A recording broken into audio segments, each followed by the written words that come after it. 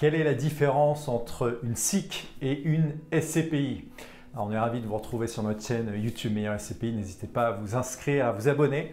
Ce qu'il faut vous dire, c'est que sur l'univers de la pierre papier, et en particulier des foncières cotées, parce que ce sont les SIC et des SCPI, voilà, il y a des éléments qui sont intéressants à étudier sur ces deux supports. Et aujourd'hui, on va essayer de vous donner vraiment du détail pour que vous puissiez quelque part peut-être vous projeter sur ces deux véhicules. Alors déjà, nous, notre conviction, c'est que ce sont des véhicules qui sont tout à fait complémentaires. Une SIC, c'est quoi? C'est une société d'investissement immobilier cotée. Donc, comme son nom l'indique, on est sur du coté, on est sur le marché boursier. Il y a plus d'une vingtaine de foncières cotées en France. La foncière cotée, elle est dans une dynamique, j'allais dire, boursière, hein, c'est-à-dire qu'on a un cours qu'on va pouvoir suivre au fil de l'eau. Et la foncière cotée va avoir des obligations de distribution des revenus des loyers qu'elle encaisse, mais également de la plus-value qu'elle réalise lors de la cession d'actifs immobiliers. Donc une foncière cotée, c'est quelque part de l'immobilier papier en bourse, c'est le fait de pouvoir accéder de façon très facile à de l'immobilier en bourse, et ça s'adresse à des épargnants qui vont être quelque part à la fois habitués à pouvoir traiter sur les marchés actions, parce que faut passer par votre courtier en ligne type Boursorama, De Giro, etc., pour pouvoir acheter de la foncière cotée.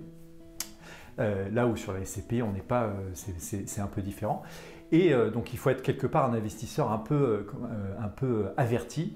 Et il faut être dans des logiques de temps lent et long, voilà, parce qu'une foncière cotée, ça se construit, j'allais dire, en tout cas le projet porté par les foncières cotées, c'est plutôt du très long terme.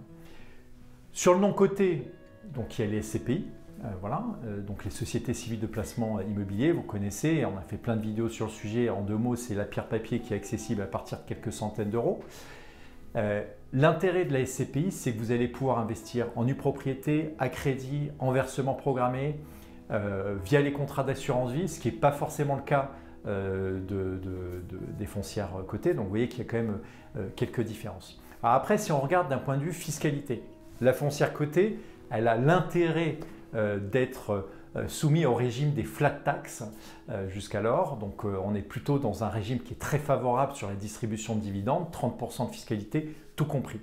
Là où sur les SCPI, on est sur la tranche marginale d'imposition, donc votre dernière tranche d'impôt, plus les prélèvements sociaux.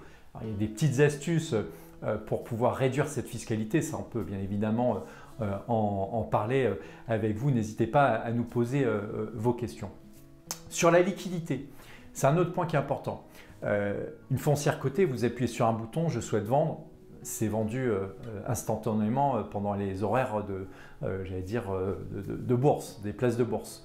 Sur la SCPI, on est sur une durée pour revendre. Quand le marché est liquide, il faut compter entre 15 jours et un mois le temps de faire les papiers. Donc vous voyez que ce n'est pas du tout le même type de support.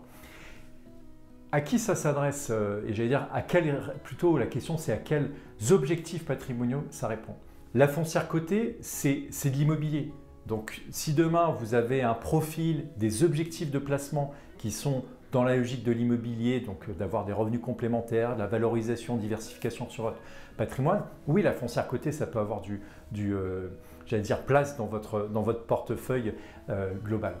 Sur les SCPI, ça répond aussi à d'autres objectifs, des objectifs de régularité. Donc ce sont des produits qui sont tout à fait complémentaires.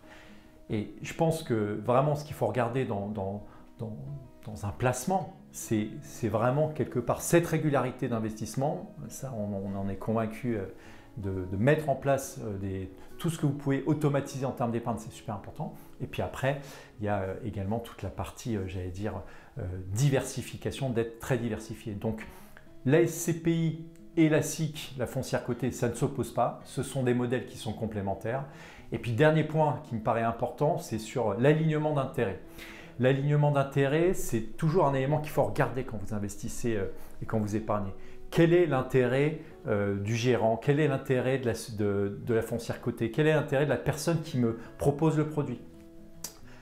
Une foncière cotée, les équipes qui travaillent au sein de la foncière cotée, ils ont intérêt à faire en sorte que la valeur de leur entreprise, de la foncière cotée, s'apprécie. Donc il y a un alignement d'intérêt qui est vraiment parfait. Sur une SCPI, l'alignement d'intérêt, donc la société de gestion qui crée le produit, il est un peu moins bon, même s'il reste dans le modèle de l'univers d'épargne sans doute un des meilleurs alignements d'intérêt, c'est que la société de gestion, elle est payée sur les loyers qu'elle encaisse. Donc plus elle paye, elle encaisse des loyers, mieux elle est payée. Donc ça veut dire qu'elle a tout intérêt à faire en sorte que les relations avec les locataires se passent bien, parce que si les locataires se passent bien, c'est de la performance pour l'épargnant et c'est de la rémunération pour elle. Si vous avez des questions, des remarques, des suggestions, n'hésitez pas. Vous êtes de plus nombreux à suivre notre chaîne YouTube Meilleur SCPI et on vous dit à très vite.